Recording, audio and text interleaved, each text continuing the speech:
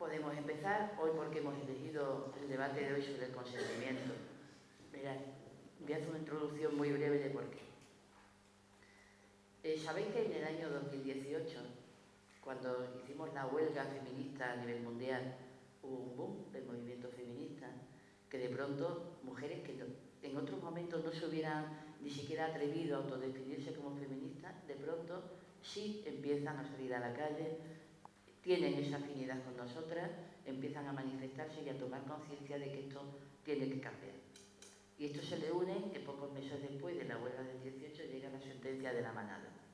Y ya esto es una explosión en cuanto a la reivindicación y al deseo de cambio y al deseo de que la situación social empiece a tomar en consideración que vivimos un sistema patriarcal y que ese sistema patriarcal hay que acabar con él y hay que hacer una nueva receta para este modelo social. Y en ese contexto se nace la idea de tener que hacer una ley nueva precisamente para acabar con que casos como lo de las manadas no pudieran ser nunca calificados como abuso sexual, sino como violación. Y se comienza un debate. Y ese debate después ha tenido la transposición en la ley. Y es curioso porque fue un debate que más que hacerse desde un punto de vista jurídico o desde un punto de vista feminista, se hizo el debate de los eslóganes. Y se empezó a debatir con el eslogan de como todas somos tu manada y por tanto vamos a hacer una ley que todo lo cambie, solo el consentimiento vamos a ponerlo en el centro, como yo una vez hubiera estado fuera, y vamos a debatir sobre el consentimiento y vamos a decir que los jueces somos machistas o no lo son y al mismo tiempo le damos potestad a los jueces que no deberíamos darle. En definitiva, se surge un debate de eslóganes y además de contradicciones entre los eslóganes y las letras de los anteproyectos que iban llegando. Y luego ya definitivamente llega lo que es el texto. Nosotras fuimos de las que hicimos alegaciones al anteproyecto de la ley, pero como muchas, pues parece ser que no llegaron al Ministerio. Entonces no se recogieron. Pero luego les iremos viendo si dan cumplimiento o no. Yo no me voy a enrollar más, solo deciros que esto no es una charla ni de Tasia, ni de Aso, ni mía. Esto es un debate, un diálogo, una forma de reflexión conjunta para lo que os he dicho, ver dónde estamos, qué es lo que queremos y cómo podemos avanzar.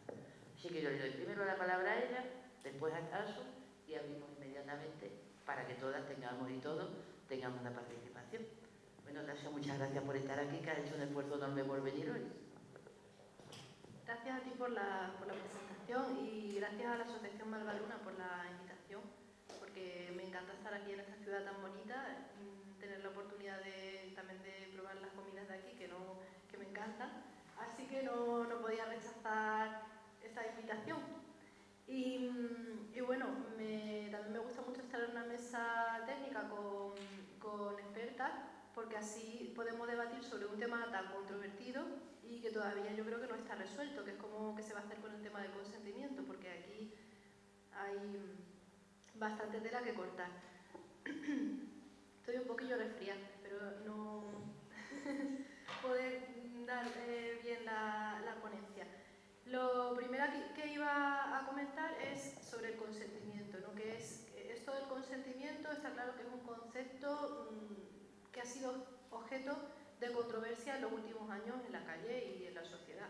De hecho, es que precisamente comienzo diciendo que es una batalla de eslóganes, porque de las manifestaciones de la manada se coreaba, lo recordaréis, cosas como no es no, lo demás es violación, no es abuso, es violación.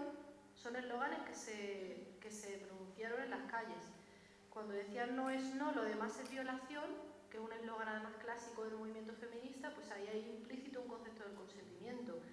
Luego se empezó a escuchar también solo si es sí, ¿no? El Ministerio de Igualdad lo ha utilizado mucho y es quizá el eslogan que ha presidido la redacción de la ley de 2022. Pero luego se han escuchado también otros más complejos como consentir no es desear, consentir no es desear. Entonces vemos cómo en cada uno de estos eslóganes hay una visión diferente del consentimiento. Y al final incluso encontramos una reflexión últimamente que sugiere que habría que abandonar por completo la noción de consentimiento porque conduce indefectiblemente a la idea patriarcal de la resignación femenina.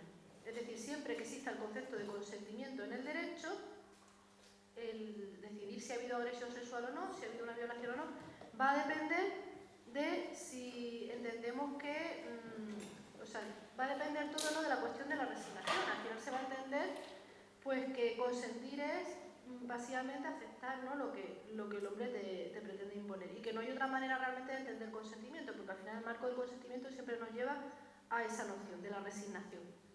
Vamos a ver si es así. Bueno, el primer asunto que voy a tratar entonces en esta ponencia es el paso del no es no al solo sí es sí. Desde la noción de no es no al solo sí es sí. La defensa de la ley de libertad sexual, cuando se promovió, se han dicho cosas como que introdujo el consentimiento dentro de los delitos sexuales y puso el consentimiento en el centro. Esto es inexacto porque el consentimiento ya estaba en la ley anterior, lo que pasa es que no había una definición expresa. Es cierto que esta ley introduce una definición del consentimiento. El Código Penal anterior no incluía esa palabra del consentimiento, no la incluía, aunque sí se utilizaba en la ley, es decir, el consentimiento era lo que determinaba que existiera o no el delito. O sea, que seguía siendo un elemento necesario para que se produjera el delito. Pero es verdad que tradicionalmente se ha entendido, antes, los últimos años ya no, es decir, esto hablamos pues de décadas atrás, se entendía que solamente había consentimiento cuando una mujer se resistía, o sea, solamente se entendía que existía consentimiento, incluso en casos en los que realmente no existía, se pensaba que sí. Por ejemplo, cuando la mujer se quedaba callada y quieta por el miedo, pues entendían que sí que había consentimiento aún así, porque la mujer no había gritado ni se había defendido vehementemente con uñas y dientes, como se dice, ¿no? Se exigía una resistencia heroica, pero esto es algo que se aplicaba hace muchos años en los tribunales.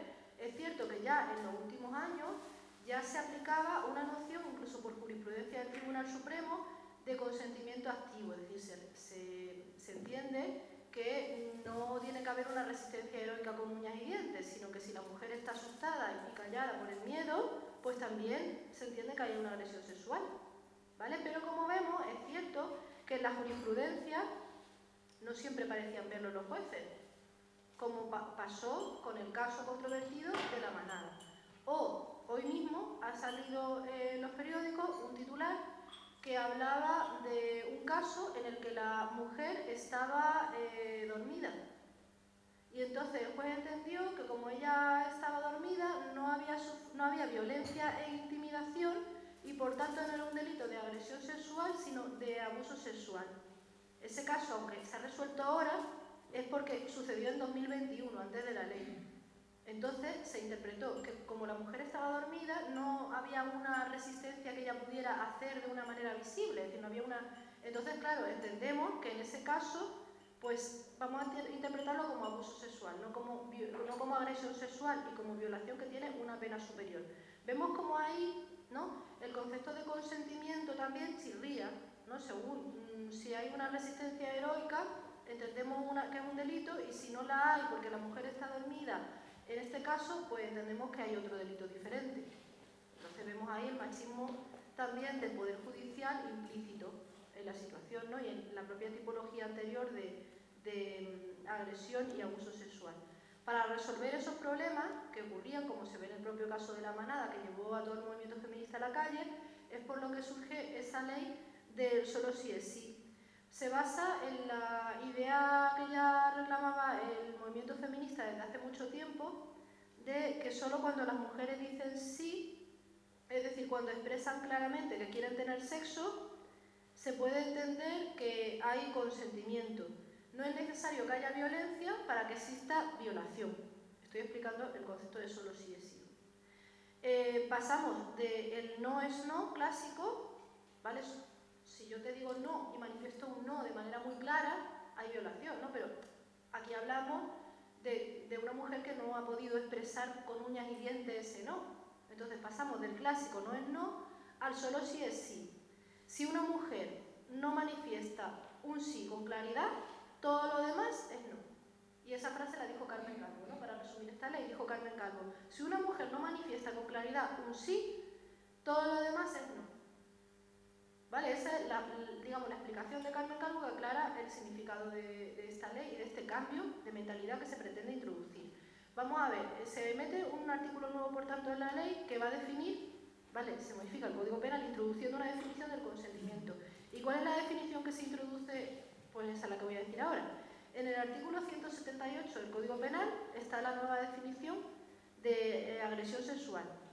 Y dice, como se considerará responsable de agresión sexual a cualquier acto que atente contra la libertad sexual de otra persona sin su consentimiento. Se menciona la palabra consentimiento. Y luego dice, solo se entenderá que hay consentimiento cuando se haya manifestado libremente mediante actos que, en atención a las circunstancias del caso, expresen de manera clara la voluntad de la persona. Entonces, a raíz de la aprobación de esta ley, que pasaba del no es no al solo sí es sí, hubo debates en redes sociales y muchos hombres indignados, que no sé si os acordáis, que empezaron a compartir memes, como por ejemplo, de contrato de consentimiento sexual. Decían eso, ¿no? Hombres que hacían bromas y comentarios jocosos en redes sociales diciendo, ¿ahora habrá que firmar un contrato para acostarse con una mujer?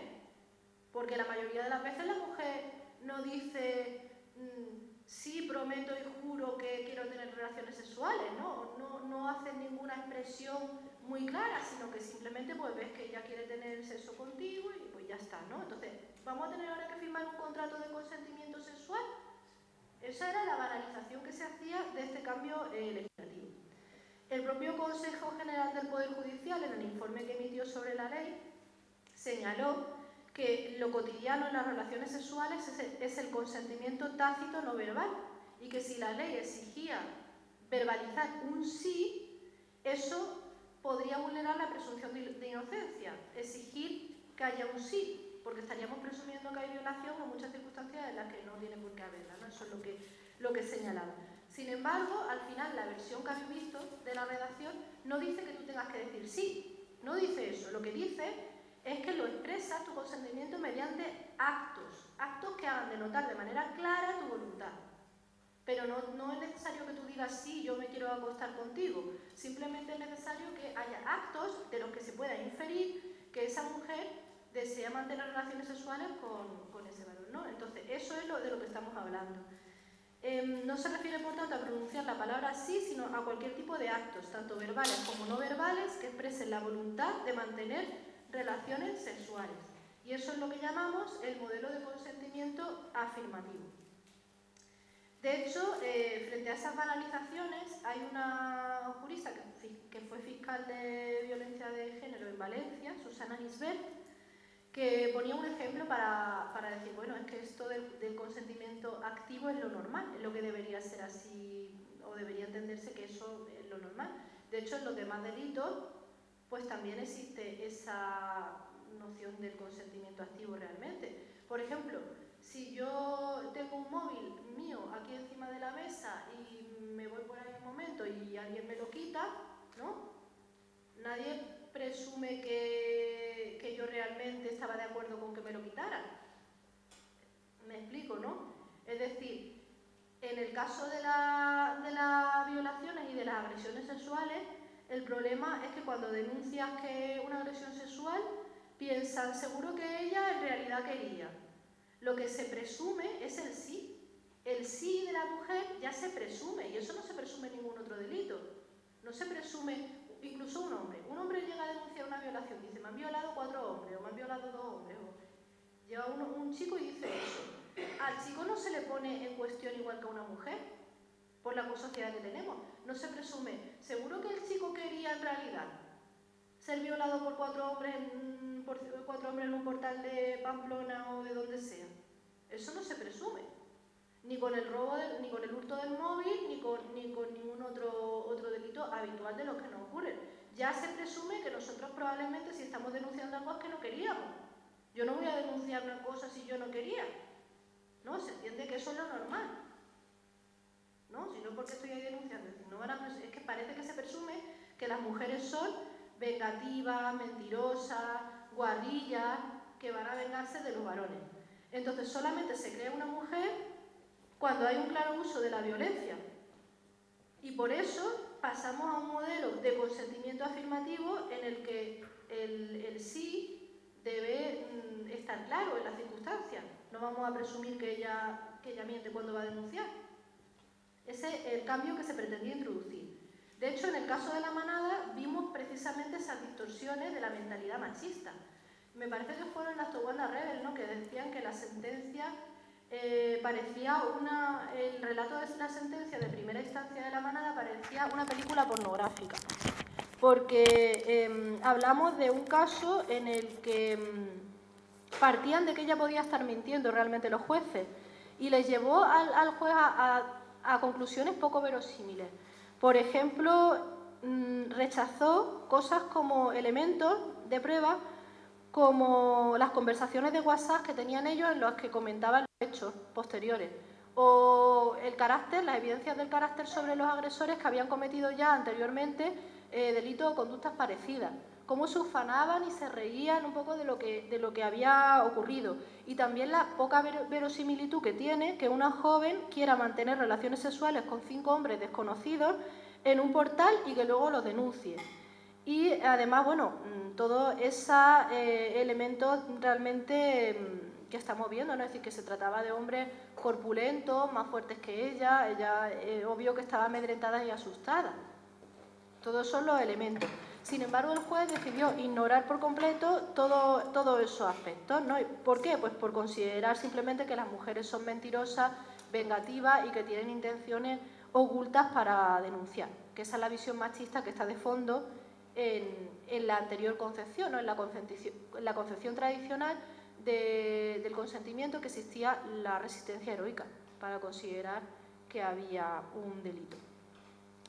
Bueno, entonces, otra cosa que además pasó en el caso de la manada, a nivel social también se maltrató a la víctima, donde se ven las concepciones estas machistas.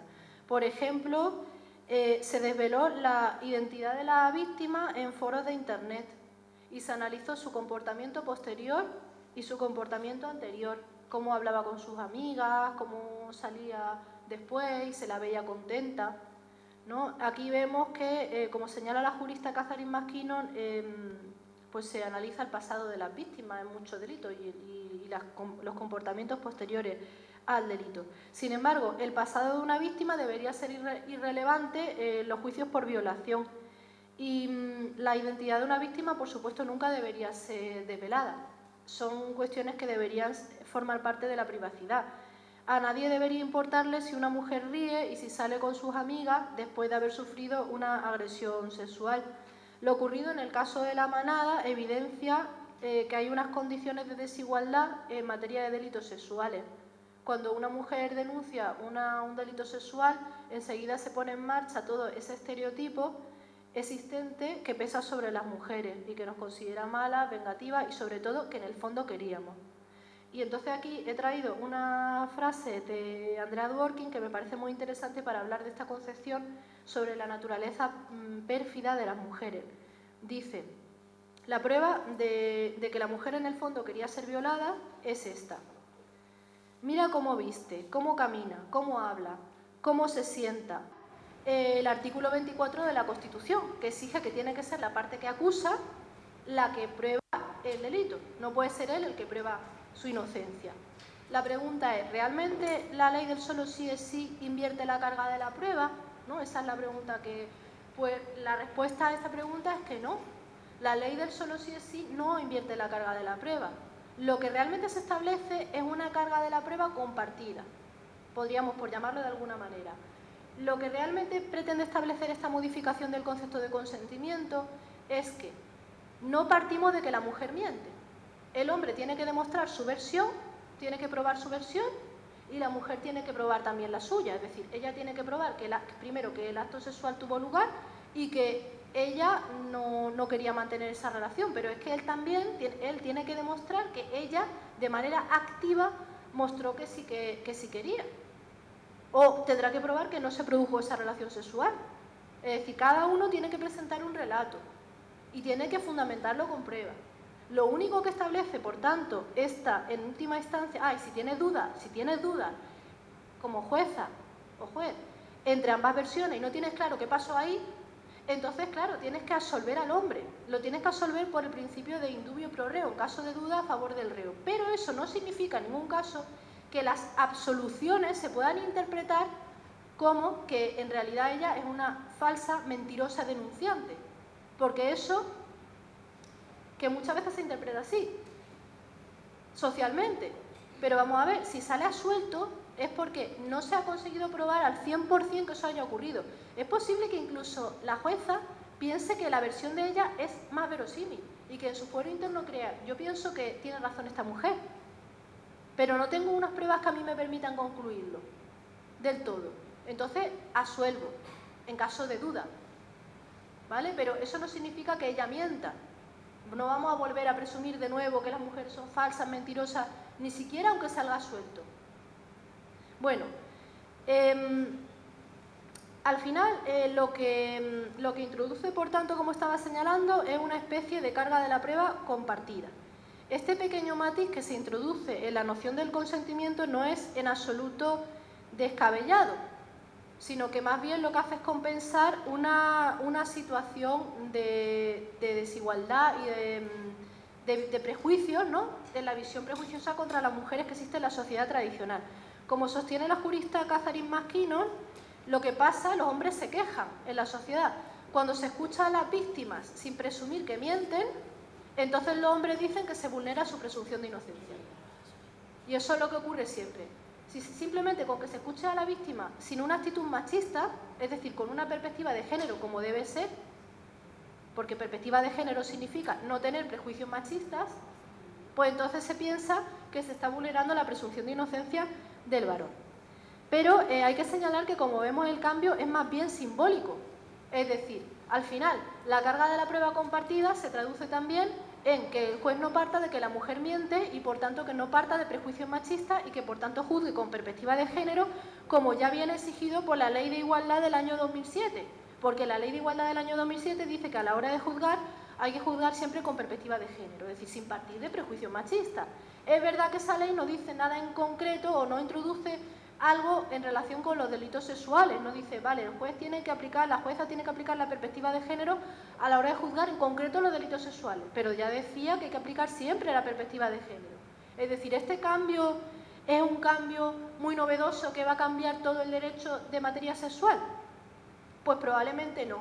El problema que puede tener esta ley más bien sería que se quede en agua de borrajas, porque al ser un cambio puramente simbólico, que ya venía, se supone, de antes, pues no tiene por qué aplicarse, ni tenemos por qué ver absolutamente ningún cambio.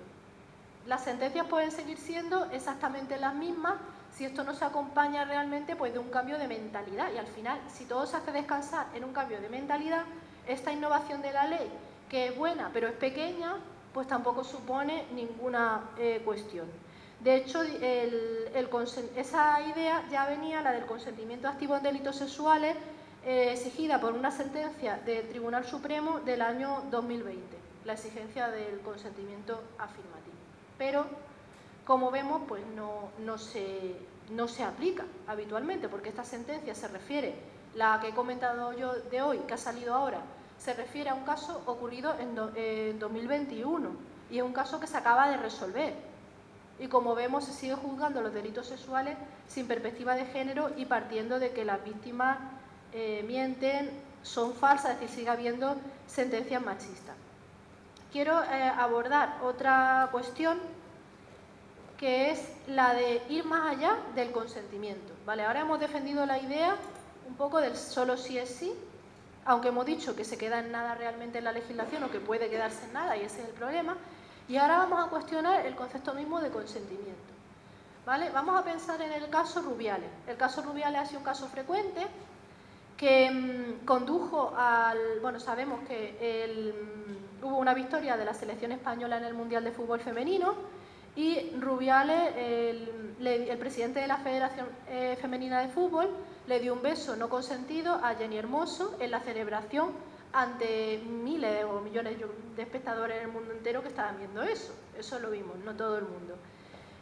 Irene Montero y el Ministerio de Igualdad salieron a decir que gracias a su ley que ponía el consentimiento en el centro se podía castigar un beso robado. Pero en realidad esa conducta de un beso robado ya se podía castigar antes como un delito de abuso sexual. Y la ley no cambia en nada el castigo a un beso no consentido, que además si te lo da tu jefe puede considerarse acoso sexual, que viene ya en la Ley de Igualdad de 2007 y es algo que está perseguido ampliamente por la legislación. Es decir, la ley esta no cambia nada, ese hecho se podía castigar igual. Pero yo mencionaba el caso Rubiales por otro motivo. Creo que lo importante en ese caso no es que Jenny Hermoso consintiera o no, eso nos da igual. Es decir, dice Rubiales, según su versión, que Jenny Hermoso fue la que la abrazó a él y que él le preguntó al oído, ¿te puedo dar un piquito? Y ella le contestó, sí. Vale, pongamos por caso que esa versión, que yo claramente pues no me la creo, no sé si alguien de aquí se la cree, pero bueno, esa versión pongamos por caso que fuera cierto lo que dice Rubiales.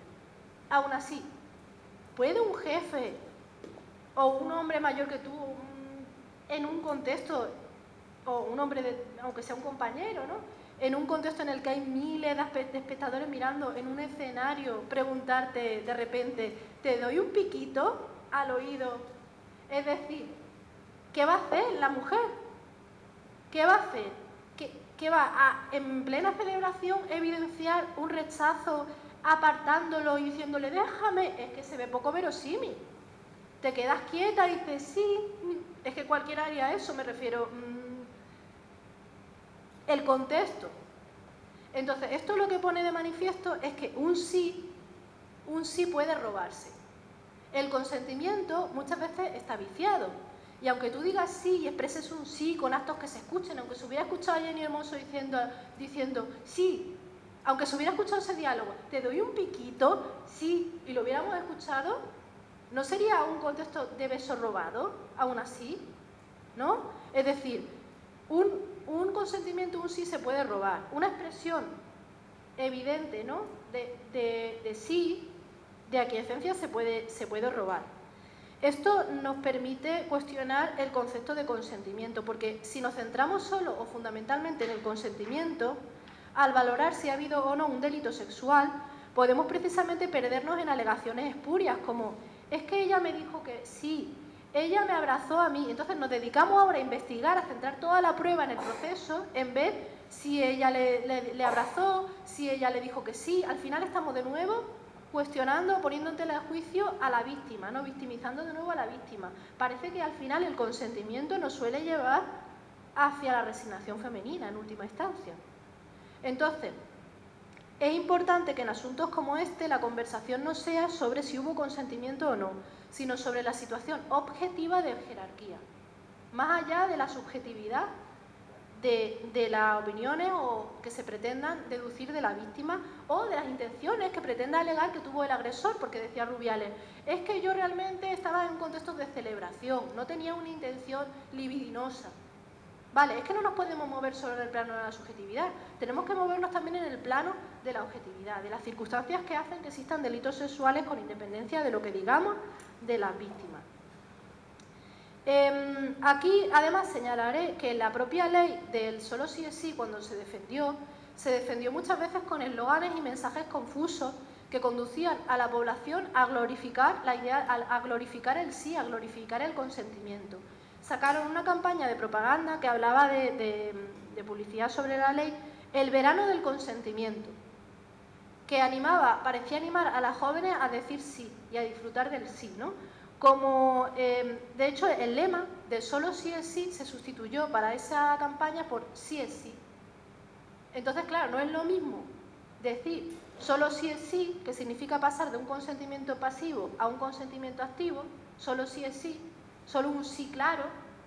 De hecho, la sociedad patriarcal adoctrina a las mujeres en la idea de que ellas disfrutan de ser violadas y en el fondo siempre consienten.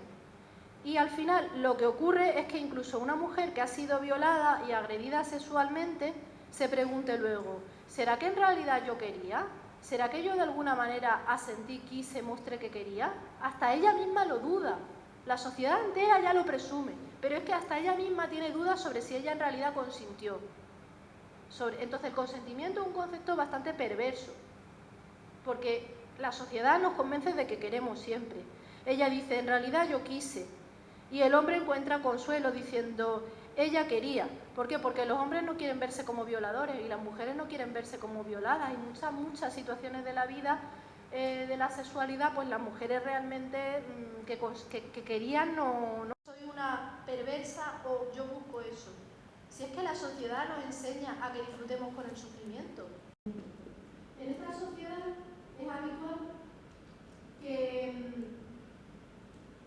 la sociedad nos vaya haciendo que vayamos grado a grado renunciando a nuestros límites, hasta que llega un momento en el que hacemos algo que en principio jamás se nos hubiera ocurrido aceptar.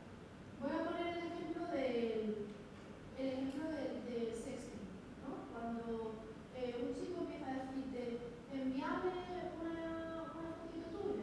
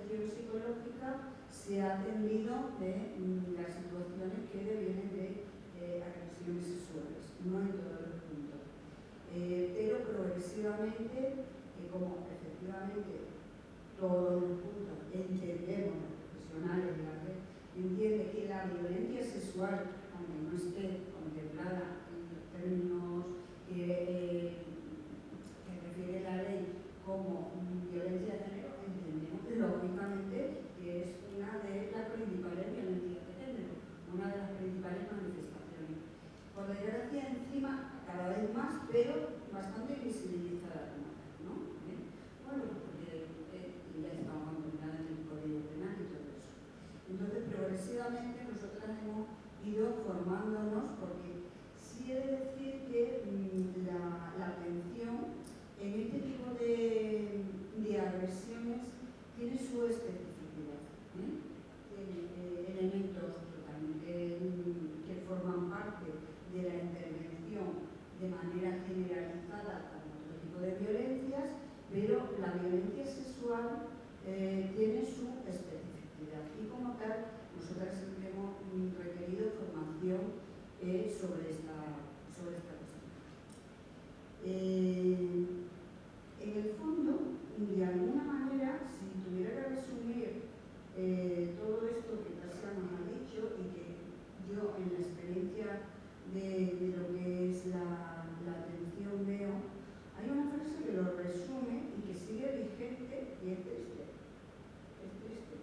que es, a día de hoy todavía hay un doble concepto, o sea, la mujer es objeto de deseo sexual, el hombre sujeto de deseo. Entonces, como tal, cuando la mujer todavía permanecemos en ese imaginario de objeto de deseo por parte de los hombres, incluso nosotras, porque evidentemente nos hemos socializado en todo el sistema patriarcal, a día de hoy sigue estando extraordinariamente vigente, pese a que se ha trabajado muchísimo desde las organizaciones de mujeres. Y aquí hago un paréntesis, que quería haberlo dicho al principio. Yo soy psicóloga del punto, pero es verdad que mi trayectoria está marcada por haber trabajado desde que yo empecé a trabajar violencia, donde en la Asociación de Mujeres Malvaluna. Claro, para mí esto supuso un antes y un después también en lo que es la atención psicológica.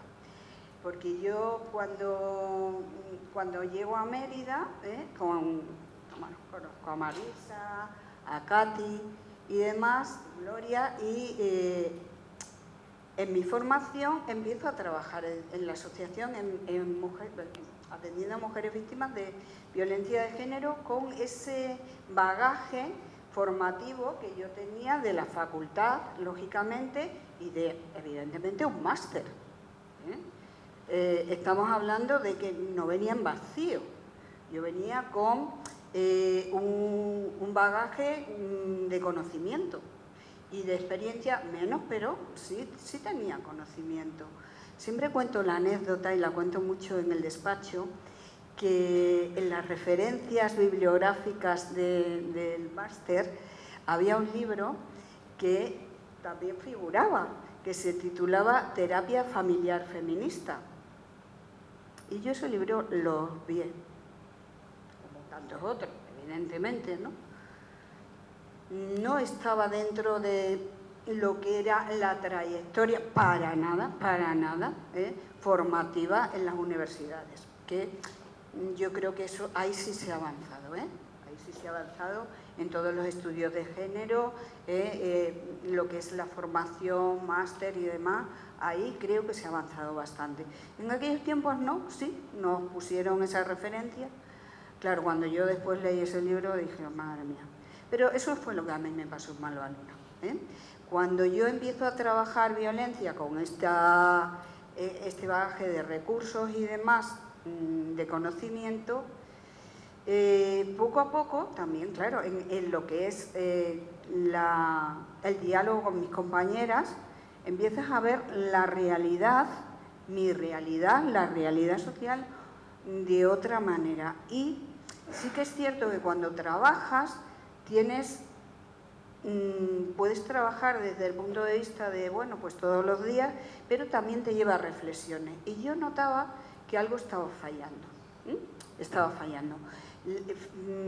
Siempre digo también que ha cambiado muchísimo la demanda de las mujeres, que llegan a atención al punto. En aquellos tiempos había una demanda muy frecuente por parte de mujeres a las que atendía, que era: ¿qué puedo hacer yo para que él cambie? Era una demanda súper frecuente. Hoy en día sigue existiendo en nuestro corazón y en nuestra cabeza muchas veces, pero era mayoritario, mayoritario. Hoy en día no es así.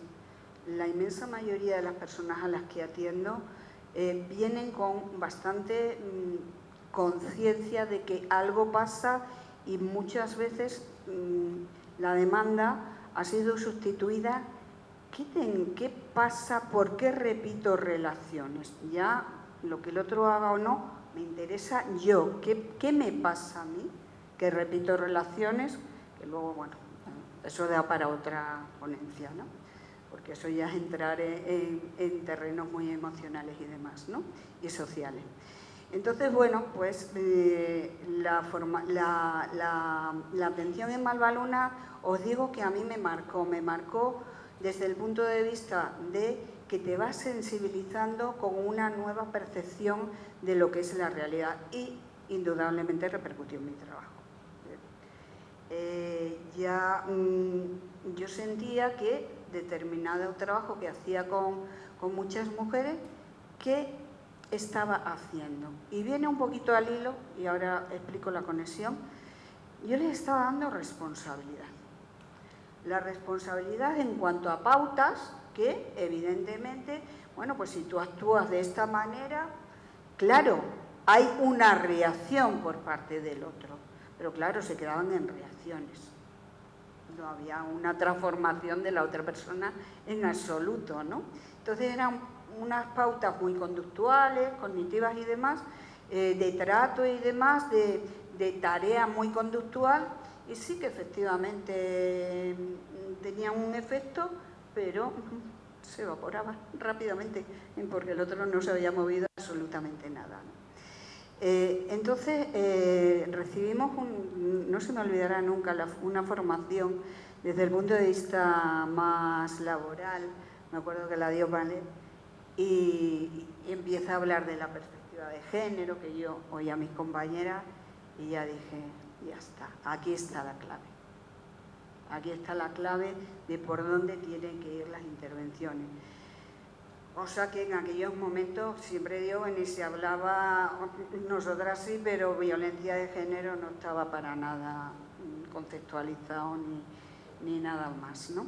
Entonces empiezo a trabajar desde otra perspectiva, con la base y la sensibilización en lo que es todo el tema género. El tema género, hoy en día, yo he llegado a escuchar algo con lo que estoy totalmente de acuerdo.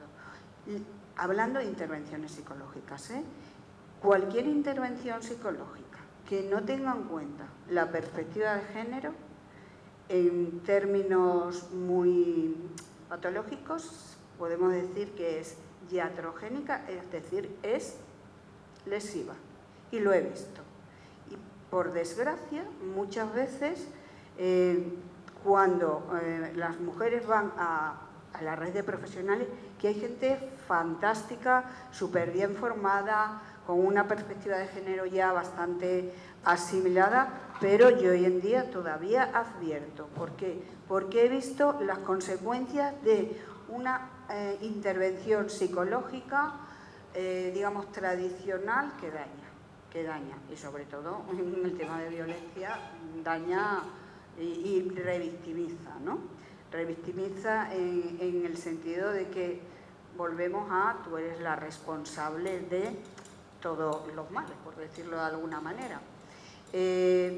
Por eso decía antes que hay una conexión en ese trabajo que yo hacía a veces de pautas, y veo una conexión con estas pautas que se están dando en cuanto a cómo hay que actuar para consentir. Como que en la mujer tenemos la voz, el voto, y el otro va a acatar lo que nosotras digamos. A mí me parece un sinsentido a día de hoy. Y no se trata de que ojalá sea así, se trata que el encuentro entre las personas que tienen la relación sexual sea de verdad libre, autónomo y racional. Pero a día de hoy me parece que todavía nos queda bastante trayectoria. Entonces, ¿qué me encuentro? Con todo esto que existe, ¿no? Con toda esta mare magnum de digamos, lo que tienes que hacer, lo que no tienes que hacer. Eso ha existido siempre. Yo siempre me he encontrado en violencia sexual con unas reacciones básicas y claves. El miedo. Miedo que surge de lo que es una relación sexual con una carga agresiva alta o a lo mejor no tan alta en el sentido jurídico y demás, ¿no? El miedo a que te vuelva a ocurrir por parte de cuando el suceso es vivido o sencillamente se ha producido por un desconocido. El miedo a ser juzgada. ¿Cuántas mujeres he visto en el despacho que evidentemente el tema sexual sale, que lo vivieron en su momento y jamás han hablado de él? Con todo lo que eso conlleva, porque el hecho de no haber visibilizado lo que me ha pasado en el sentido de cómo me ha afectado, no significa que no afecte. O sea, la violencia sexual es de tal envergadura que afecta enormemente a todo un sistema de respuesta de nuestro cuerpo. Y a veces mi cuerpo se reactiva ante determinadas situaciones que dice, ¿por qué? Porque tiene mucho elemento traumático primario. Entonces, encuentro, por ejemplo, muchísimas veces mujeres que en esa experiencia acumulada de años sin haber dicho, a mí me pasó esto, me encuentro mucha patología somática. Que evidentemente, hombre, yo no soy médica, pero sí que tiene, porque va socavando, ¿no?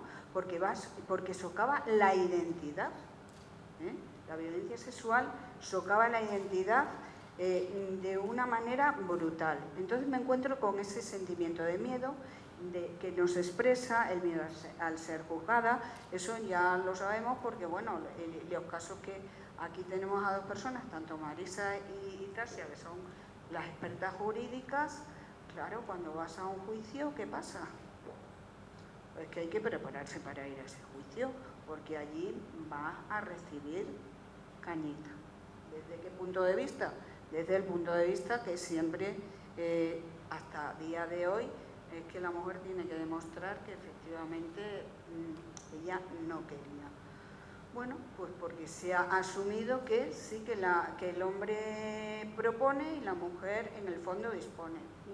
Madre mía, eso no es cierto, ¿no? Entonces me encuentro con el miedo y me encuentro con mucha culpa. La culpa otra vez ligada al consentimiento. Quizá yo no le dejé claro que no, quizá yo iba de tal manera y no me resistí. Últimamente no se dice mucho eso, ¿no? Pero el tema de no hice lo posible para que él, quien fuera, no él o ellos, por desgracia, no accedieran, es un sentimiento de culpa que tiene que ver con una historia que yo tengo que explicar muchas veces y que es normal porque no es de conocimiento, cada vez se conoce más el tema de la inmovilidad tónica, cuando estamos en una situación de gran estrés y te paraliza. O sea, el cerebro de alguna manera actúa de una manera automática, de una manera muy como determinados animales que se quedan quietos cuando va el depredador, se queda quieto para mimetizarse y no ser agredido. los seres humanos, nuestro cerebro reptiliano, que es el de la supervivencia, en esos momentos hace exactamente lo mismo.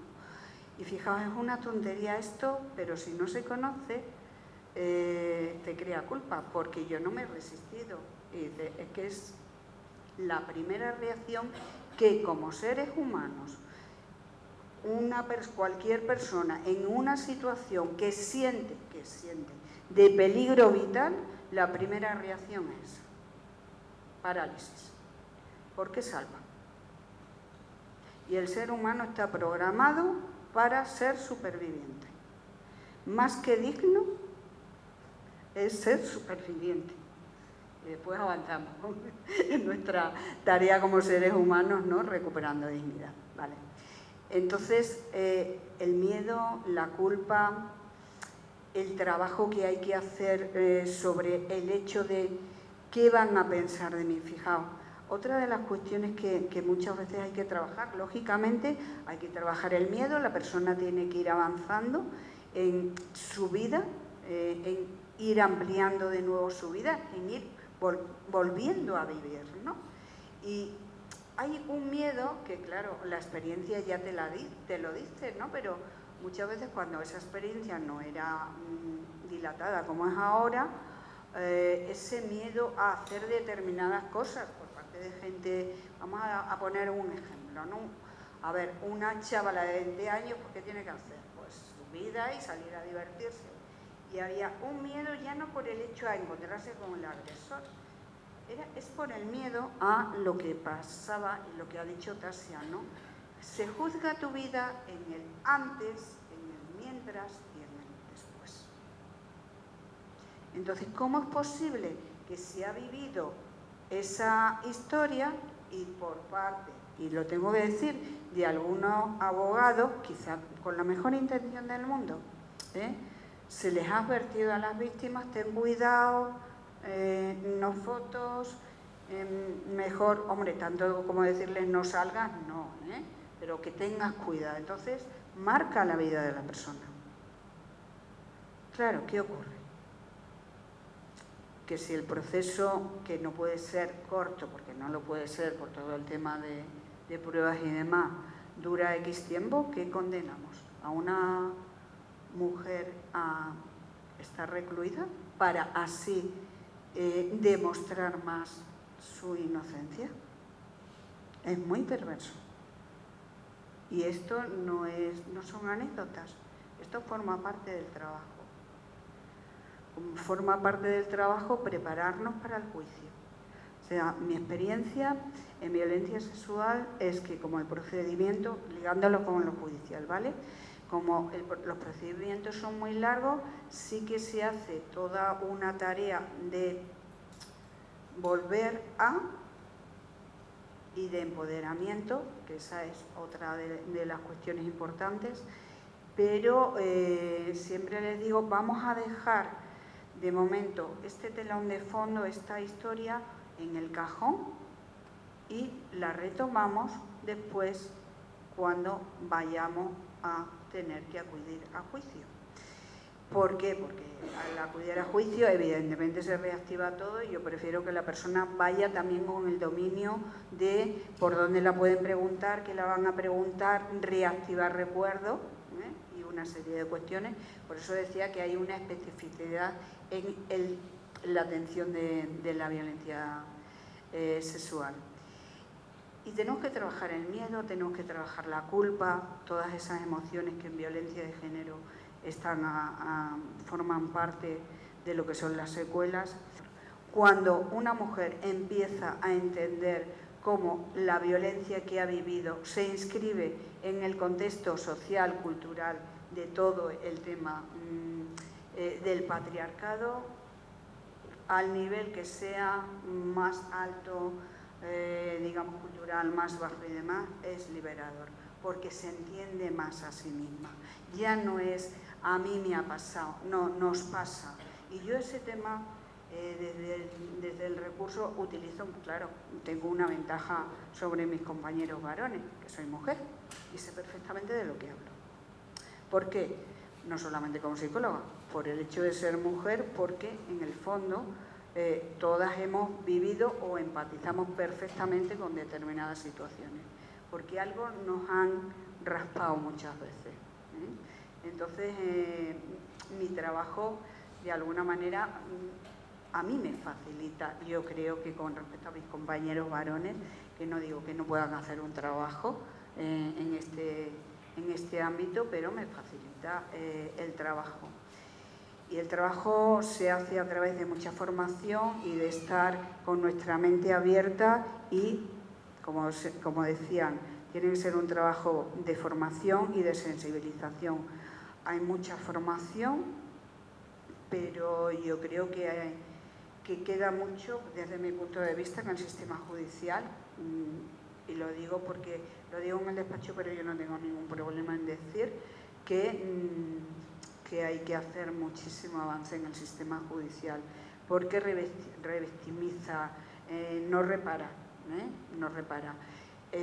Antes me ha llamado la atención, y ya termino, pero para que hablemos, ¿vale? Lo que tú decías, Tasia, del indubio pro reo. A veces que tengo que explicar qué es indubio pro reo, queriendo... a ver, yo entiendo que este tipo de... cualquier violencia hay que tratarla desde la parte más íntima, que a mí me corresponde y demás, pero todo el tema que para mí es fundamental es la denuncia también. ¿Por qué visibiliza? Porque a través de la denuncia se ha hecho posible que hoy estemos en un nivel de conocimiento y de empatía con estas situaciones mucho más alto. Si no denunciamos, entonces para mí es importante valorar la denuncia que hacen las mujeres, ¿no? Claro, pero el sistema al que denuncio no es afín. No es afín. Entonces, ahí hay un sobreesfuerzo importante.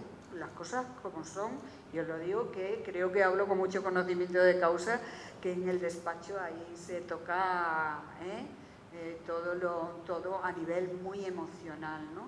No es afín. Y sí que es cierto que yo les digo, Tasia, que me gusta porque es lo que yo les digo.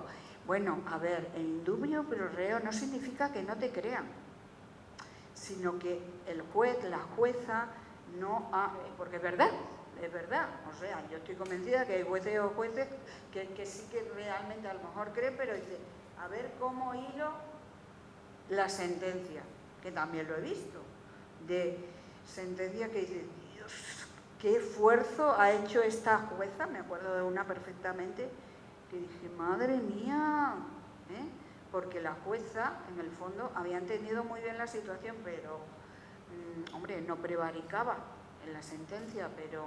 Entonces yo le animando a que efectivamente a veces los jueces y juezas tienen un inconveniente, que es el tema de que, claro, tienen que fundamentar una sentencia con pruebas, ¿no?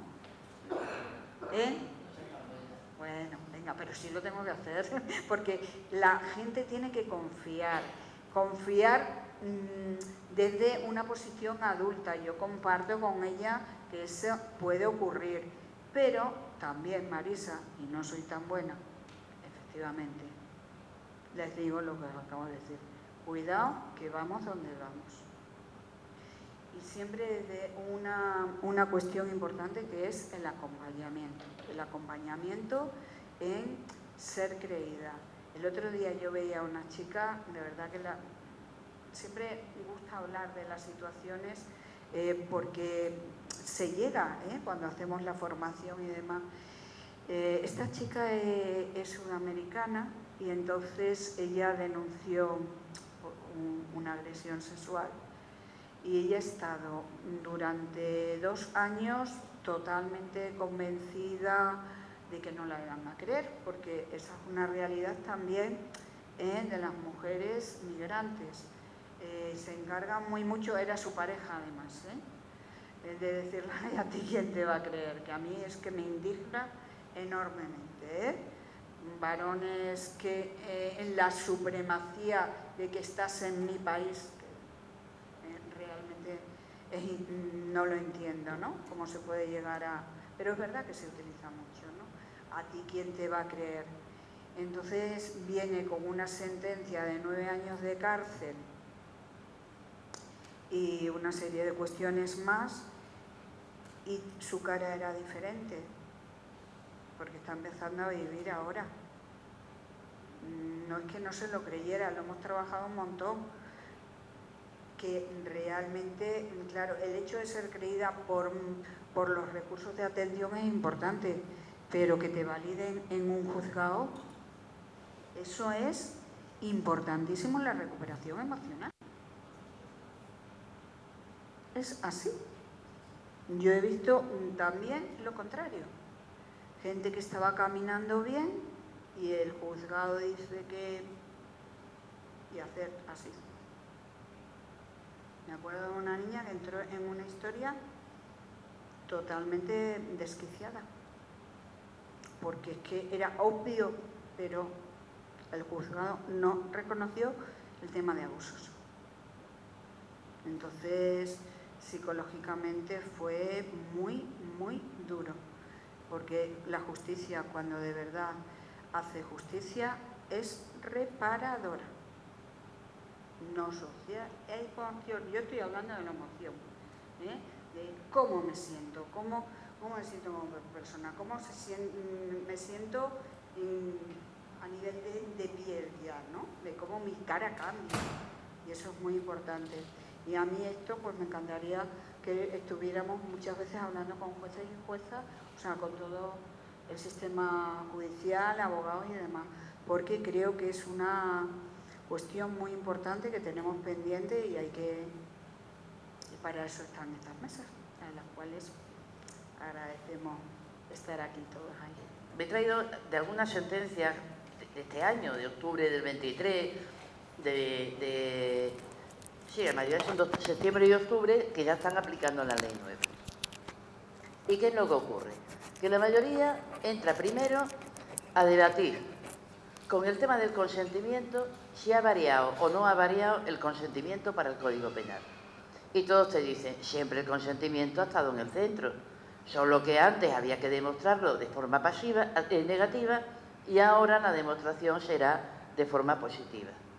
Pero es que además siempre habrá habido las dos versiones del agresor y de la víctima, que vendrá corroborada por otros datos objetivos y en función de las circunstancias del caso. Y todas acaban diciendo, pero en cualquier caso, siempre que haya duda, en favor del reo. ¿Y qué es lo que ocurre?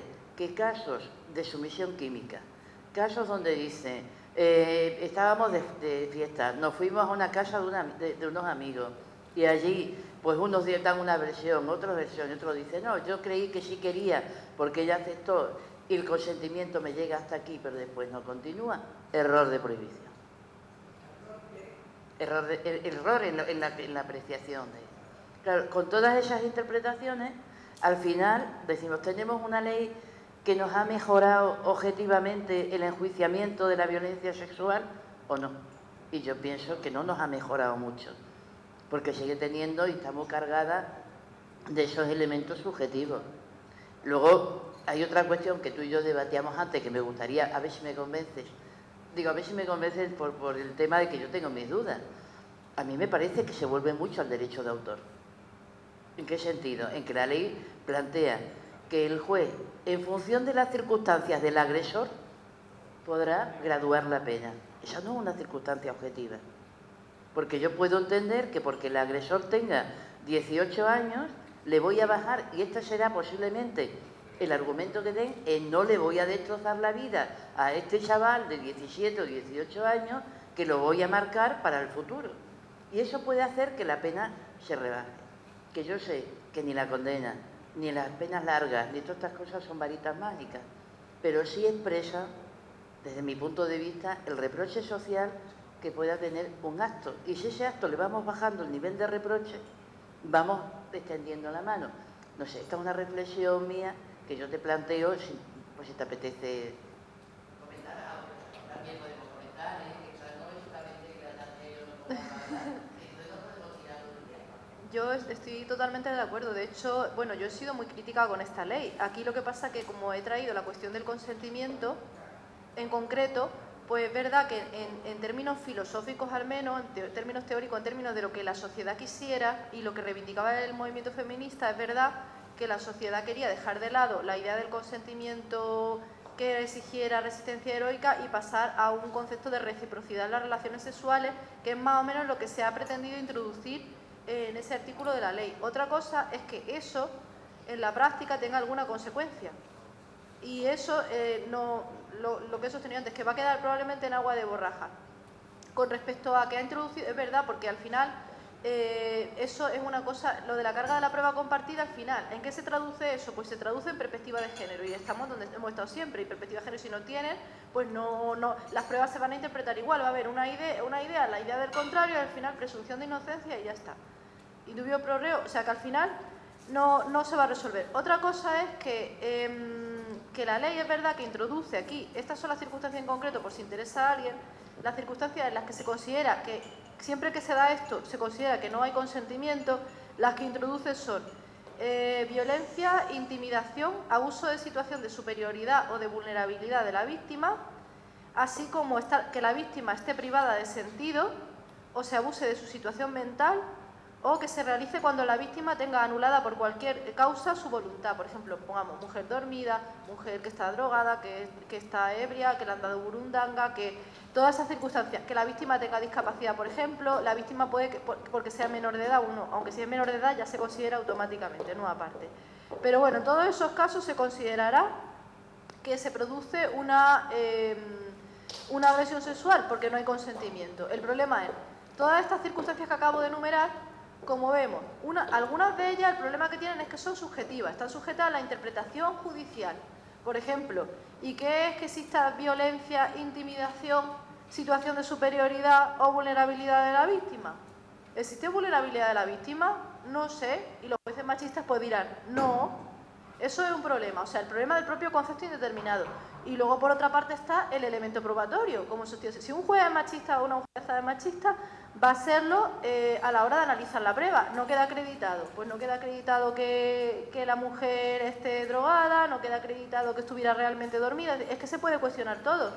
Entonces, al final, bueno, es difícil cambiar. El problema de fondo es la cultura que condiciona las sentencias judiciales. Y eso no se puede modificar con una ley, por mucho que se introduzca un artículo que especifique ciertas circunstancias en las que vamos a tender a hacer un poquito más objetivo el juicio. Pero es verdad que si queda acreditado, por ejemplo, que en un caso ha habido burundanga y la víctima lo ha consumido y se lo ha dado él y demás, pues el hecho de que venga previsto en la ley, pues facilita algo la cosa. O sea, eso, pues está bien, este artículo en el que se introducen determinadas circunstancias y se especifica, es bueno. Luego, sin embargo, en la ley hay otros aspectos en los que ha quitado cosas que estaban antes y que ahora no. Y ahora ya no se pueden castigar, ahora ya depende del juez que se castiguen o no. Ese es el caso, por ejemplo, de cuando, os voy a contar un caso concreto, un profesor que había, bueno, eran sus alumnos, ¿no? Y alumnos de 16 años en un instituto. Y ese profesor mantenía relaciones sexuales con esos alumnos, un grupo de alumnos.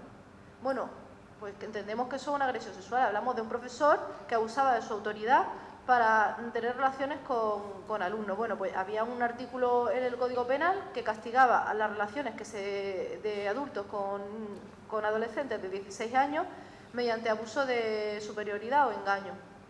Ese artículo se ha quitado y ahora se considera que a los 16 años ya eres libre para tener las relaciones sexuales que quieras, como quieras. Entonces ya se considera que tienes libertad sexual. Entonces ahora se podría castigar. Ese profesor fue puesto en la calle por la ley de sí es sí. De hecho, no solamente ese profesor, sino todos los casos de excarcelaciones que hubo, que fueron 100 y pico, todos esos casos eran por este supuesto que se destipificó. No fue por lo de la unificación entre agresión y abuso. Eso llevó a la rebaja de condenas de muchos casos. Pero todos los casos de excarcelación inmediata fueron por este caso. Menores de 16, 17 y antes de los 18 años que habían sido engañados para mantener relaciones sexuales o que había el abuso ese de superioridad. Y todos esos casos se dejaron en la calle. Ahora se puede, y se defendió el Ministerio de Igualdad y dijo, Pero es que se puede seguir castigando con la nueva legislación, porque la definición del consentimiento dice que si hay abuso de superioridad, vulnerabilidad de la víctima o no sé qué, pues se puede castigar. El problema es, ¿los jueces van a apreciar que hay abuso de superioridad cuando un profesor tenga relaciones sexuales con un montón de alumnos del instituto? ¿Lo va a ver el juez o va a empeorar la cosa? Va a empeorar.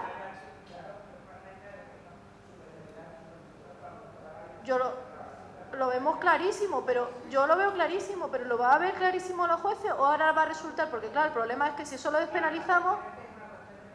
Claro, pero si es de percepción, la prostitución es otro tema. La prostitución se ha dejado fuera de la ley, pero es que decimos, bueno, pero es que en todos los casos hay situación de vulnerabilidad a la víctima y una situación de superioridad. En todo, siempre que hay sexo de por medio, pues hay dinero de por medio, ¿qué es lo que muestra? Claro, es decir, que ahí hay una situación de poder, pues yo creo que eso es algo objetivo, pero ¿lo va a creer el juez? No, y de hecho hasta ahora el proxenetismo está castigado por el Código Penal, lo que pasa es que exige precisamente que se prevé la vulnerabilidad de la víctima y no sé qué, ya aunque se prevé ya esas cosas subjetivas, ya dicen todos los tribunales, no hay proxenetismo y no se castiga el proxenetismo en nuestro país. No se castiga, ¿por qué? Pues por la mentalidad machista. Entonces, que al final, si introducimos en algunos puntos más elementos subjetivos todavía, en lugar de quitar los elementos esos opinables, pues peor aún. Si dice, uso de burundanga, vale, eso parece algo bastante objetivo. Si prueba que se ha utilizado esa sustancia, bien. Pero todavía más problemático, ahí está el problema de la prueba. Pero bueno, una vez que se pruebe, vale.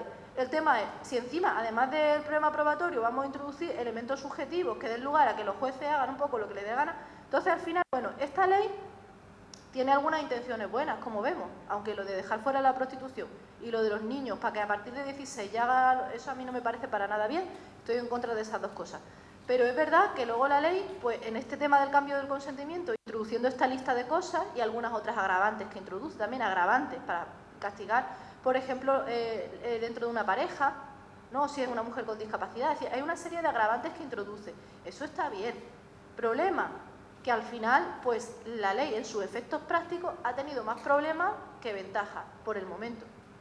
Eso es lo que ha pasado por el momento, porque se han sido escarceladas a un montón de gente, a otros le han bajado la pena, y eso es lo que hemos visto. Entonces, ¿esta ley va a tener consecuencias positivas? Pues tendremos que verla cuando empiece a rodar más, a ver si realmente todo esto que se ha incorporado supone que se persiga mejor la violencia sexual. Eso lo tendremos que ver en la práctica. Buenas intenciones había en parte, otras malas. Lo de dejar fuera la prostitución me parecen malas intenciones, ¿no? Vamos a ver ahora qué pasa en la práctica y desde luego parece un tema complicado, ¿no? Por el tema de la prueba y por el tema del machismo que hay en la sociedad.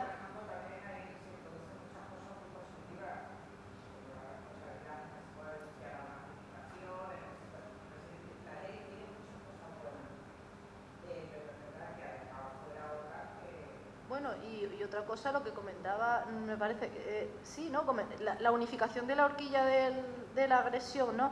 Meter junto lo que antes se llamaba abuso y lo que antes se llamaba agresión sexual, meterlo todo junto.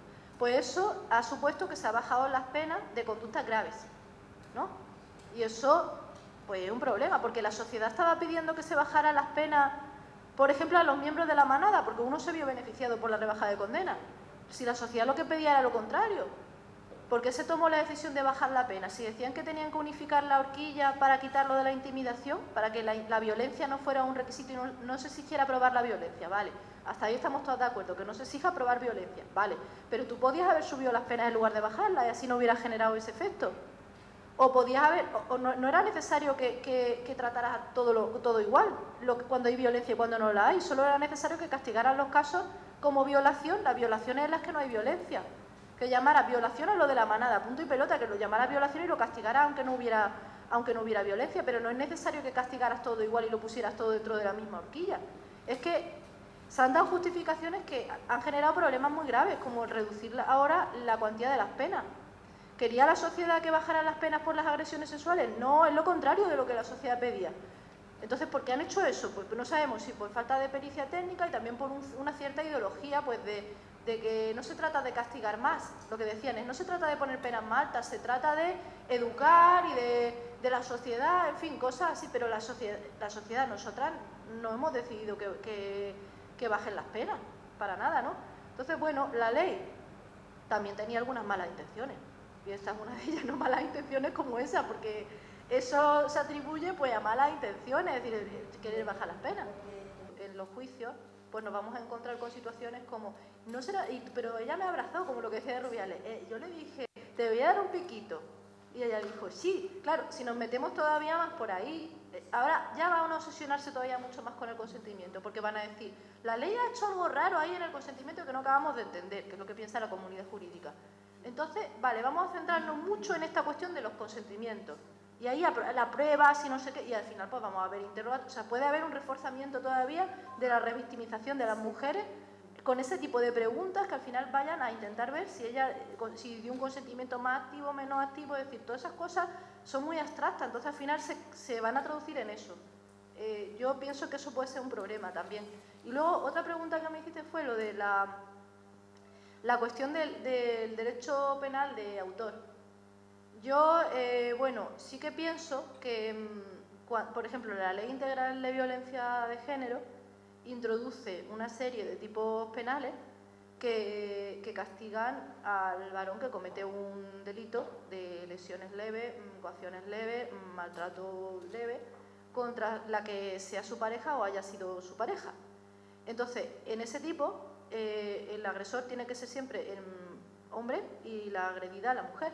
Si el delito se comete entre cualquier otro individuo de la sociedad, por ejemplo, yo que sé, un hermano a su hermana, una hermana o lo que sea, o una mujer contra su pareja varón, no se considera que coincida en ese tipo. Entonces, eso se llamó, por parte de machismo tradicional y machismo judicial, se llamó derecho penal de autor. Dijeron, es que se está castigando al hombre por ser hombre. No, se está castigando, igual que, por ejemplo, hay delitos que solo pueden cometer los funcionarios públicos, como cohecho y cuestiones de estas, o un delito pues, que solo puede cometer una persona pues, en ejercicio de su profesión o de las circunstancias en las que se encuentra, porque hay delitos que solo puedes cometer tú desde las circunstancias concretas que tienes y no se pueden cometer desde otras circunstancias diferentes, porque es imposible, porque no sería la misma conducta. Entonces, ¿qué es lo que se castiga ahí? Lo que se castiga es realmente algo que objetivamente tiene una gravedad específica, ¿no? Porque la violencia que tú ejerces contra... Por ejemplo, si yo soy un varón y amenazo a mi pareja y le digo, te voy a matar en la calle, ¿tiene el mismo efecto intimidante para esa mujer que tendría si la mujer le dice a su pareja varón en la calle, te voy a matar? ¿Vale? Una amenaza, que podemos entender que una amenaza leve si no viene acompañada por elementos que la hagan más atemorizante. Pero el caso es, esa amenaza en la calle, ¿consideramos que tiene que tener la misma pena o que es razonable que la ley haya introducido una pena diferente para una conducta y para la otra? ¿No? Yo no veo derecho de penal de autor. No se está castigando al hombre por ser hombre, se está castigando porque la conducta que se comete es una conducta diferente.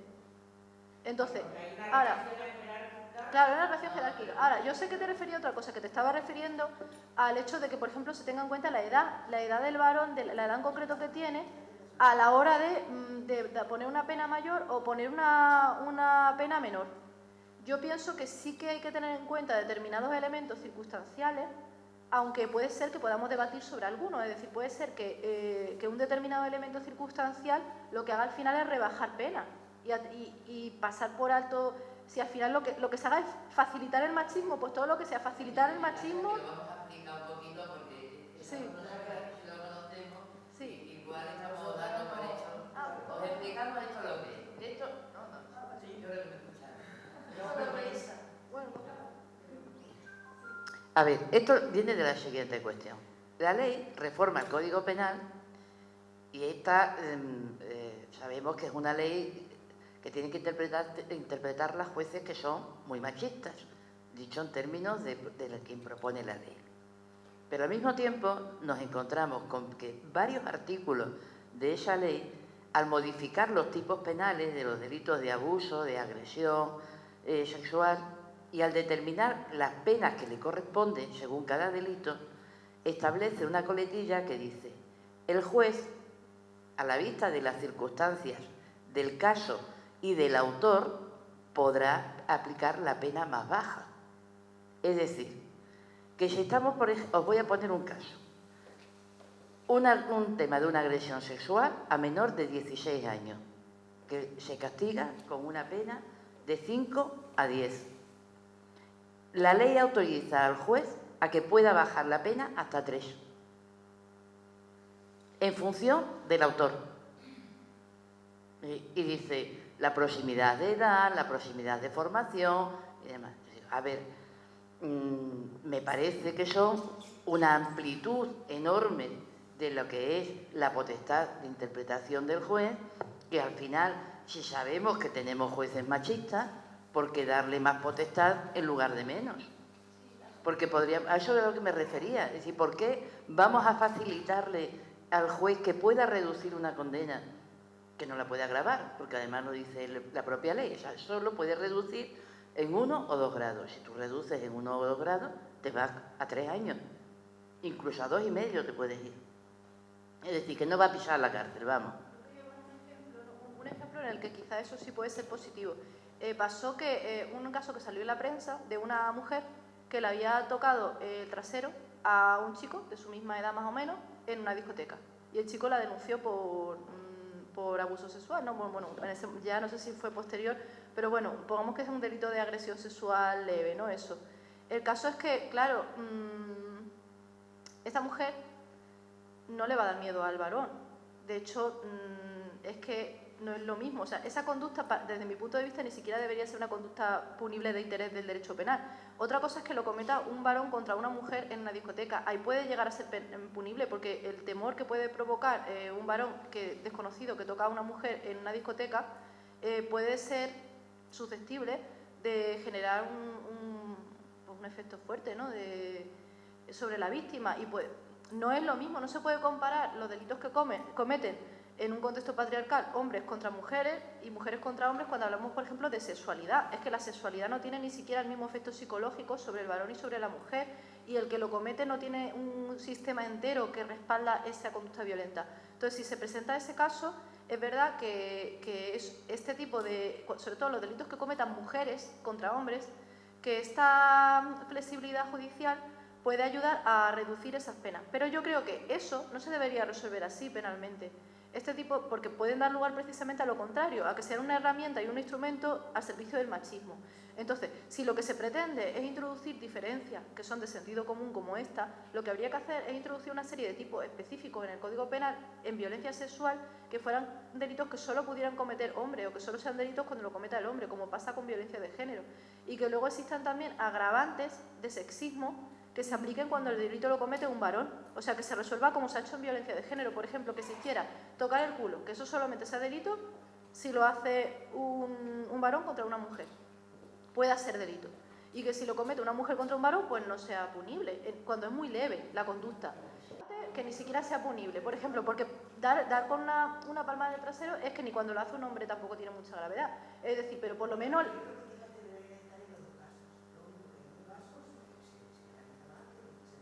Yo es que pienso que eso puede ser una cosa pues de mal gusto y tal, pero que se lo haga una mujer a un hombre no tiene ningún efecto. O sea, yo creo que el derecho penal no se tiene que meter a regular ya cuestiones ya de la vida cotidiana, me refiero. El derecho penal tiene que castigar conductas que tengan una cierta gravedad. Y cuando lo hace un hombre a una mujer puede tener cierta gravedad. Puede, en algunos, no digo que siempre, pero puede tenerla. Entonces, ¿eso puede ser punible? Pues sí. Ahora, en delitos graves sexuales, ahí... obviamente, tanto si lo hace una mujer como si lo hace un hombre son castigados. Ahora mismo el derecho penal es neutral al sexo, no diferencia en delitos sexuales entre hombre y mujer. Pero en ese caso de un delito sexual grave sí que puede existir una circunstancia agravante, que de hecho existe, la circunstancia agravante por sexismo o agravante de género se llama también, que se puede aplicar para castigar más el delito cometido por un hombre contra una mujer que el delito cometido por mujer contra hombre. Y eso se debería aplicar siempre, pero además en todos los delitos sexuales que comete el hombre siempre se debería aplicar esa circunstancia, porque todos los delitos sexuales se cometen por machismo. ¿Qué prueba hay que hacer ahí de que hay machismo? Es decir, todas las violaciones, agresiones sexuales, acoso sexual, todo eso debería llevar siempre el agravante de sexismo, siempre. Pero no se aplica. No, exactamente, no lo aplican los jueces. Y eso debería aplicarse siempre.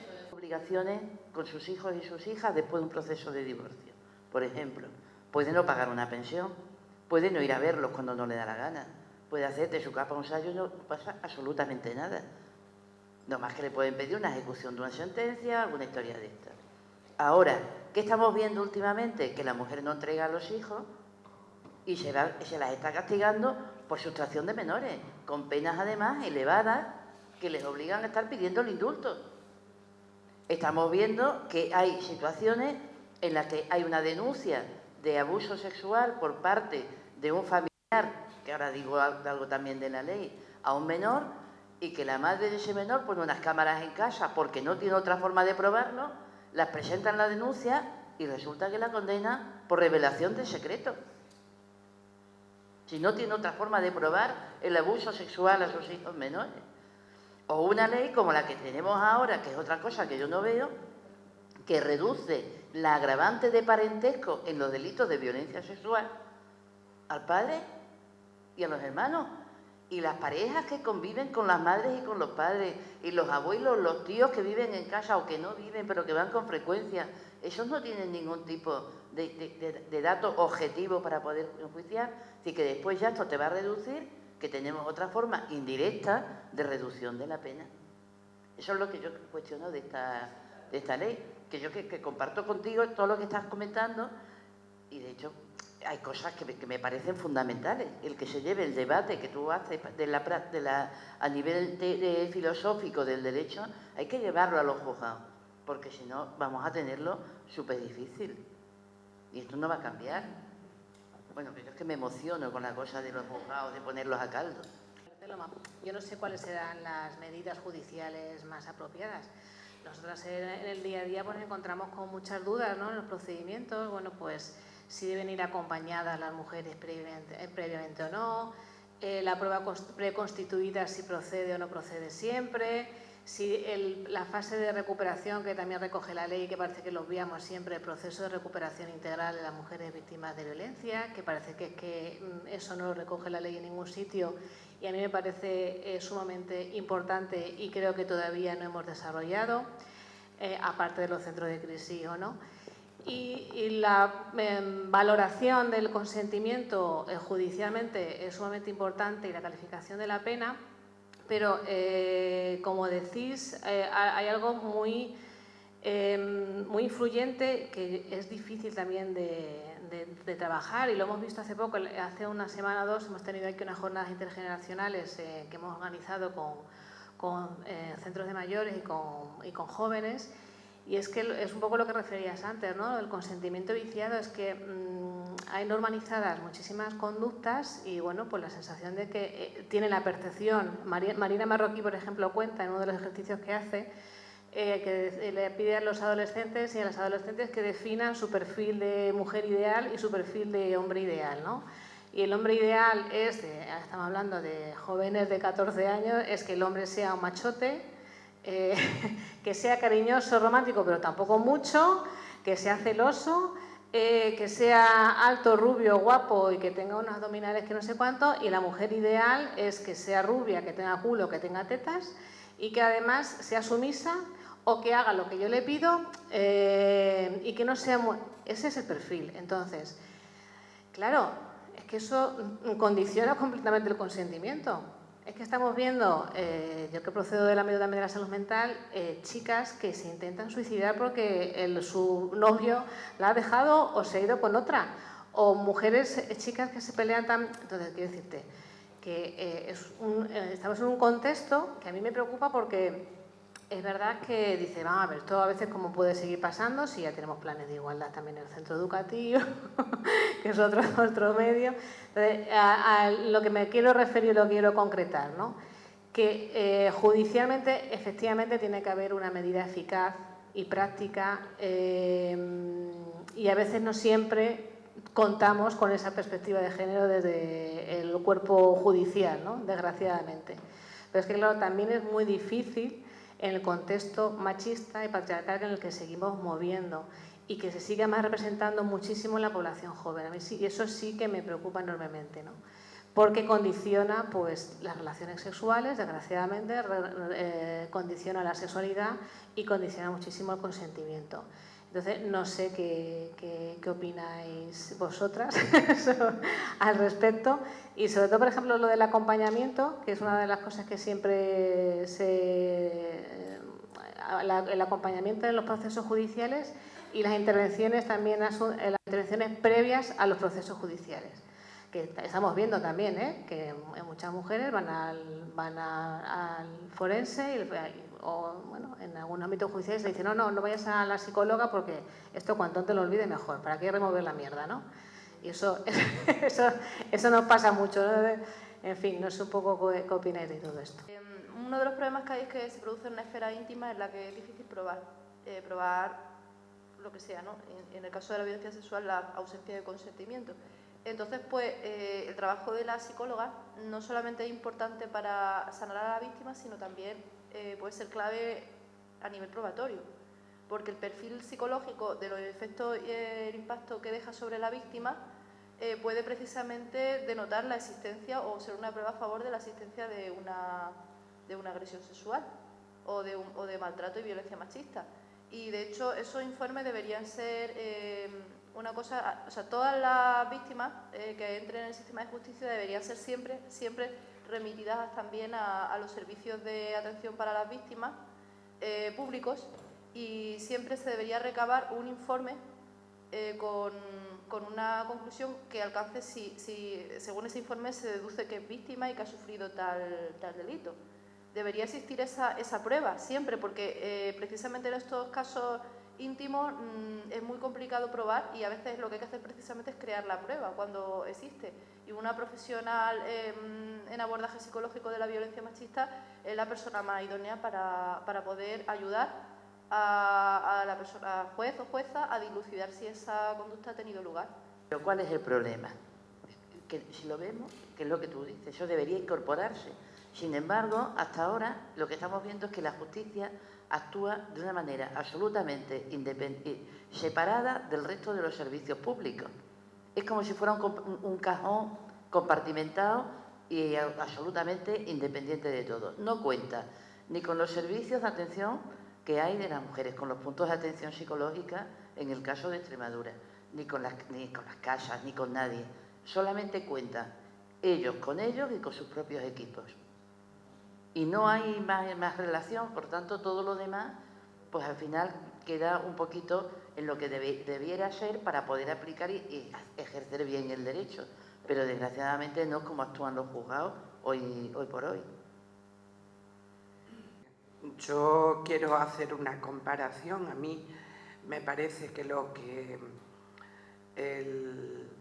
los jueces están demostrando con esa actitud de renunciar y de no poner en valor informes de una profesional de una administración pública que se considera homologada, reconocida para emitir un informe, sea trabajadora social, sea psicóloga, la profesional de turno que haga el informe se cuestiona, porque en definitiva no se le pone valor a la palabra de la mujer, y eso se hace un paralelismo con la profesional que atiende a la mujer. Tú decías antes, Tasia y Marisa, que no se admiten en violencia de género y violencia sexual los informes de parte. Si yo entiendo que en mi vida he sufrido una violación o una agresión, que en definitiva es un accidente que he tenido en mi vida, que me condiciona la vida, si en lugar de un accidente, de una agresión sexual, he tenido un navajazo, que es un accidente en mi vida, que tiene unas lesiones físicas y psicológicas, sí se me admite el informe de parte, que yo he pagado, que lo pago para acreditar si el navajazo es de 7 centímetros o de 15. Persigue, se intenta arreglar las cosas, tener en cuenta 1000 aspectos que hasta ahora fallaban, pero si tú sabes, si tú, tu equipo, sabéis que tenéis el foco encima de la manera que lo tenéis, ¿cómo se han permitido esas fisuras, ¿no? Yo tenía entendido, a ver, intento informarme no a través de La Sexta, Telecinco y Antena 3, voy bastante más allá, os lo garantizo. Lo que no puedo poner en pie a través de qué medio ha sido porque no lo recuerdo, pero sí que tengo yo ahí en mi recuerdo que al parecer a partir de, o desde Bruselas, ¿no?, desde Europa, había ciertas presiones como para rebajar, suavizar penas, porque en ese sentido la legislación española, digamos, era más agresiva que otras leyes de otros países europeos. Y que, por lo tanto, pues este equipo que haya elaborado la ley, en un intento de bailar entre dos aguas, al final pues se ha caído, digamos, en ese error de rebajar, suavizar penas. Y claro, pues yo no lo entiendo. O sea, ¿cómo haces una ley que permite, o sea, que deja, como comentabais vosotras, ¿no?, que deja la interpretación del juez aspectos que no debes dejar, porque ya sabes de qué pie cojean? Entonces, ¿cómo tenemos excarcelaciones, rebajas de pena? ¿Es esto así, lo de las presiones europeas? No lo sé, pero quiero decir, si tengo la idea es porque lo he escuchado, se comenta, ¿no? Es decir, ahí es verdad que la violación se considera un delito que puede ser castigado más que un homicidio. O sea, te puede matar a una persona sin agravantes y que el castigo sea inferior al que va a tener una violación. Entonces, claro, eso pues una vez ha dado lugar a acusaciones pues de desproporción en el derecho español. En esa cuestión yo, bueno, no voy a entrar porque eso es una cuestión ya teórica de proporción entre las penas, pero es verdad que bajar las penas iba a tener esas consecuencias que han ocurrido de las excarcelaciones, si las rebajas de condenas que se han hecho. Entonces, bueno, han tomado una decisión y les ha parecido que eso era buena idea. Lo de Europa, realmente lo que he observado es que han utilizado su propia presencia en la Unión Europea y en otras instituciones internacionales para, posteriormente a la ley, cuando empezó a haber problemas, validar su discurso. De hecho, desde la Unión Europea también están intentando lanzar en toda la Unión Europea una directiva que instaure el mismo modelo del consentimiento activo de la ley del solo sí es sí. Y salen de vez en cuando políticos de la Unión Europea destacando la labor tan buena que hizo Irene Montero, justo en el momento en que estaba ella en plena polémica. Y además sabemos pues, que ella misma pues, tiene su presencia en la Unión Europea y han movido sus hilos para que esos comunicados y esos comentarios hayan salido justo en rescate en el momento que le interesaba.